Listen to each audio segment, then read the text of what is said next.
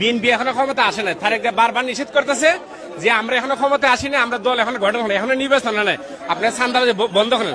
তারেক জারের নির্দেশ চাঁদাবাজকে অ্যারেস্ট করেছিল পুলিশ সাথে অস্ত্র করা। এই এলাকাটা লুটতে হচ্ছে সাধারণ মানুষ সারাদিনে কত 1000, 2000, 3000 বেচছে, এরা 500 টাকা কিভাবে চাঁদা দেয়? ইনকাম হচ্ছে কয় টাকা?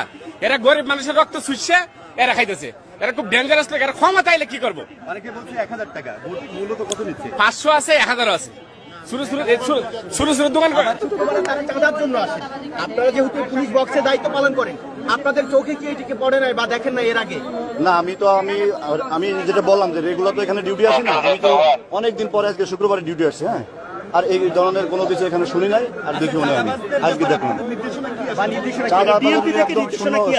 ডিএমপিতে একদম জিরো টলারেন্স। এখানে আমরা কঠোর ইয়েতে আছি, আমাদের সাদা পোশাকে ডিউটি আছে। আমরা